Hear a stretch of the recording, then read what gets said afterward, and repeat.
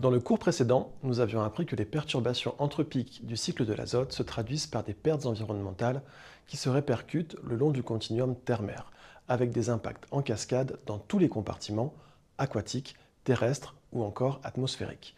En effet, l'enrichissement généralisé des écosystèmes en azote réactif s'accompagne de nombreux problèmes environnementaux, comme les émissions d'ammoniac, la formation d'aérosols ou encore l'aggravation de l'effet de serre par les oxydes nitreux.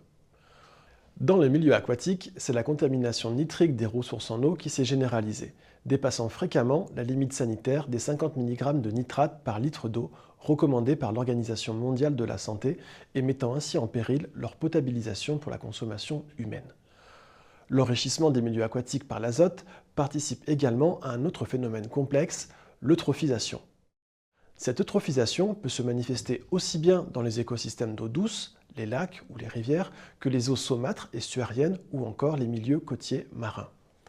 Nous le verrons dans le cours, les facteurs contrôlant l'eutrophisation aquatique sont multiples et les formes sous lesquelles l'eutrophisation se manifeste sont également nombreuses. L'eutrophisation des milieux aquatiques est définie comme un phénomène naturel, qui se traduit par une production autotrophe de matière organique qui accompagne l'évolution lente d'un écosystème aquatique jusqu'à son éventuel comblement à des échelles de temps géologiques. Le développement des végétaux aquatiques, les algues comme producteurs primaires, est en effet essentiel au fonctionnement des milieux aquatiques. Mais l'eutrophisation anthropique, telle que nous l'aborderons dans ce cours, correspond à un développement excessif, proliférant ou déséquilibré. C'est une succession rapide, de quelques jours à quelques années, de processus biologiques déclenchés en réponse à un apport excessif de nutriments, notamment l'azote et parfois le phosphore.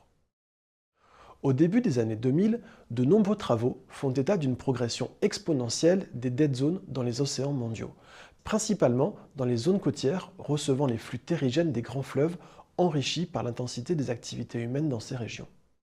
Ces dead zones sont marquées par de sévères appauvrissements en oxygène dissous. On parle alors d'hypoxie du milieu aquatique, et leur formation a été exacerbée par l'augmentation de la production primaire et l'eutrophisation côtière. Mais comment expliquer le lien entre un développement algal excessif ou proliférant et la diminution de l'oxygène dans les écosystèmes aquatiques? Et quel est le rôle de l'azote dans tout ça? Pour répondre à ces questions, il sera nécessaire de redéfinir ensemble les principes régissant le fonctionnement d'un écosystème. Un écosystème se définit comme un ensemble organisé d'organismes vivants et de ressources non vivantes qui interagissent entre elles. Et ces interactions génèrent des flux de matière, ici représentés par des flèches noires. C'est ainsi, au travers ces flux de matière, que l'on définit le fonctionnement des écosystèmes. Et qu'ils soient terrestres ou aquatiques, ils vont partager un fonctionnement assez similaire.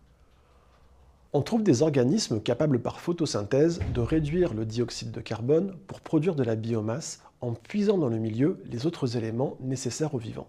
Cette production primaire autotrophe libère de l'oxygène dans le milieu. La biomasse ainsi produite, si elle n'est pas consommée par broutage essentiellement, sera ensuite décomposée, oxydée, par des micro-organismes hétérotrophes consommant du dioxygène, et c'est pour cela que l'on parle de respiration aérobie, régénérant du CO2 et des éléments nutritifs. L'équilibre entre ces métabolismes autotrophes produisant de la matière organique et que nous noterons P, et ceux hétérotrophes la consommant et que nous noterons R, permet de caractériser le fonctionnement d'un écosystème. Si vous vous souvenez bien, nous avions déjà souligné, lors du premier cours, l'importance de cette boucle autotrophie-hétérotrophie qui constitue l'essentiel du cycle naturel de l'azote. Je vous propose maintenant de nous limiter à l'analyse des écosystèmes aquatiques. Les biomasses ici algales sont surtout représentées par des algues planctoniques, aussi appelées phytoplanctons. Ce sont des micro-organismes unicellulaires vivant en suspension dans l'eau et se développant par photosynthèse. Parfois, des communautés de micro-organismes peuvent se développer sur le fond des cours d'eau ou sur des supports fixes immergés. On parle alors de périphytons. On trouve également des macroalgues de plus grande taille, capables de s'enraciner, ce sont des végétaux macrophytes, et aussi des plantes à fleurs ou phanérogames qui peuvent former de grands herbiers marins. En ce qui concerne les algues phytoplanctoniques, nous distinguerons la production primaire d'algues diatomées, dont la croissance requiert des sels nutritifs, de l'azote, du phosphore, mais également du silicium pour développer leurs frustules. Cette production primaire diatomée est essentielle et marque le début de la chaîne alimentaire du milieu aquatique. D'autres algues peuvent également se développer sans avoir besoin de silicium. C'est notamment le cas des algues vertes, les chlorophycées, ou les algues bleues, les cyanobactéries. Ces espèces sont adaptées à des eaux relativement plus chaudes et sont moins bénéfiques à la chaîne alimentaire. Elles échappent notamment au broutage par le phytoplancton.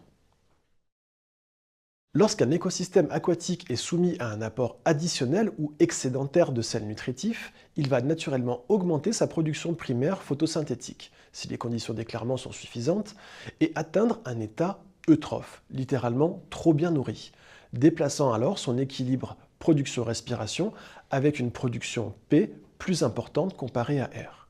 Les symptômes associés peuvent être multiples, mais les plus visibles restent le trouble des eaux causé par une densité de production phytoplanctonique importante. Dans un second temps, l'écosystème va naturellement tendre à mobiliser ses métabolismes hétérotrophes pour décomposer cette biomasse additionnelle qui s'accumule dans le milieu. Cette respiration, organotrophe et aérobie, va consommer une grande partie de l'oxygène dissous disponible et peut conduire, dans le cas où l'éclairement devient insuffisant, à un appauvrissement grave en oxygène. Ce nouveau déséquilibre tend à voir la respiration R se développer devant P. Ces proliférations algales peuvent être de nature différente, constituant une grande diversité de symptômes et autant de nuisances pour l'homme ou pour les écosystèmes. Parmi ces efflorescences algales nuisibles ou toxiques, nous citerons, à titre d'exemple, des proliférations de macroalgues vertes opportunistes, les chlorophycées, qui sont les plus communes en milieu côtier. Plus près du littoral, certaines efflorescences comme les nanoflagellés Phaocystis prolifèrent sur les plages au printemps et génèrent des accumulations d'écume blanchâtre accompagnées d'une odeur nauséabonde. Ces colonies échappent au broutage du zooplancton, ce qui induit également des ruptures dans la chaîne trophique aquatique. D'autres microalgues, moins visibles pour l'homme, du fait de leur faible abondance, peuvent produire des toxines dangereuses pour les consommateurs de coquillages. Elles peuvent être paralysantes, comme Alexandrium, diarrhéiques, comme Dinophysis, ou amnésiantes, comme Pseudonycha. Dans les milieux courants, rapides, à profondeur faible, comme les rivières, la prolifération de macroalgues benthiques filamenteuses est favorisée vis-à-vis des microalgues planctoniques, plus soumises à la dilution hydraulique. A l'inverse, dans les milieux lentiques, les étangs par exemple, où les temps de séjour sont plus importants, les cyanobactéries sont particulièrement compétitives pour accéder aux ressources azotées et phosphorées, et elles prolifèrent en se maintenant à proximité de la surface où la lumière est maximale. Qu'elles soient toxiques ou non, colorées ou invisibles à l'œil nu, ces efflorescences, induites par l'eutrophisation des milieux aquatiques, entraînent des changements dans la structure et le fonctionnement des communautés, allant jusqu'à une perte significative de biodiversité pour les écosystèmes aquatiques. Il existe de nombreux facteurs contrôlant une diversité de réponses biogéochimiques associées au phénomène d'eutrophisation. Nous reviendrons dans un instant sur ces facteurs de contrôle, mais retenez déjà qu'il n'y a pas de développement algal possible sans prélèvement de nutriments.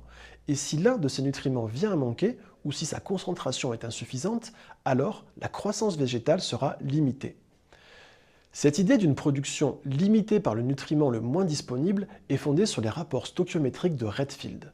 Ce dernier a montré dès 1963 que la composition moyenne de l'eau et de la biomasse phytoplanctonique de l'océan Atlantique présentait une grande stabilité, caractérisée par des rapports molaires de 106, 16 et 1 mol respectivement pour le carbone, l'azote et le phosphore. En d'autres termes, la production primaire utilise en moyenne pour chaque mol de phosphore consommé 16 mols d'azote et 106 mols de carbone. Quelques années plus tard, les travaux de Brzezinski compléteront ces rapports en y ajoutant le silicium, élément indispensable à la croissance des diatomées, avec des rapports CNP-silicium de 106, 16, 1 et 15 mols de silicium en milieu marin. Notons que ces ratios peuvent sensiblement différer dans les écosystèmes d'eau douce, notamment. Comme nous l'avons vu, lors du second cours, les activités humaines ont considérablement augmenté les quantités d'azote et également de phosphore circulant dans la biosphère. Il n'en est pas de même pour le silicium, dont l'origine reste principalement lithologique, c'est-à-dire issue de l'altération des roches silicatées. Les perturbations induites par les activités humaines impactent donc différemment les éléments nutritifs essentiels à la croissance des algues. Et dans ce contexte d'anthropisation, nous pouvons schématiser de la façon suivante l'eutrophisation d'un écosystème aquatique soumis à des apports soutenus d'azote et de phosphore et à des apports comparativement plus carencés en silicium. Lorsque les eaux se réchauffent au printemps sous nos latitudes, la nouvelle production primaire est essentiellement assurée par les diatomées. Cette biosynthèse prélève dans le milieu de l'azote, du phosphore et du silicium dans les proportions établies par Redfield et Brzezinski, jusqu'à épuisement du stock de silicium. En effet, le silicium initialement carencé est rapidement épuisé et très peu suppléé par la lente redissolution des frustules de diatomées contenant le silicium. Ces nouvelles conditions biogéochimiques profitent alors à une nouvelle production d'algues, non siliceuses, souvent nuisibles ou toxiques. Leur croissance, dans les proportions établies par Redfield, est alors assurée par les excédents d'azote et de phosphore encore disponibles dans le milieu. Ces stocks excédentaires sont par ailleurs soutenus par la dégradation de la matière organique qui reminéralise rapidement du phosphore et de l'azote, dans une moindre mesure. En milieu côtier, on estime que les problèmes d'eutrophisation proviennent moins de la quantité absolue d'azote et de phosphore apportés par la rivière que du déséquilibre entre ces apports et ceux de silicium. D'autres facteurs vont conjointement contrôler l'eutrophisation d'un écosystème aquatique, notamment la quantité de lumière suffisante, qui va varier avec les saisons, mais également avec la profondeur et la turbidité des masses d'eau.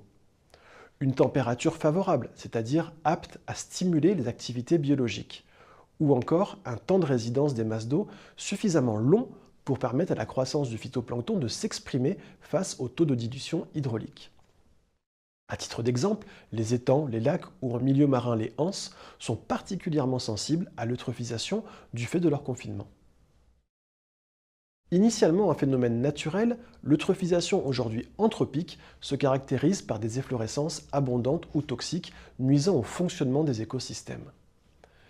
C'est un phénomène complexe aux manifestations multiples mais reposant sur des mécanismes communs à tous les écosystèmes aquatiques.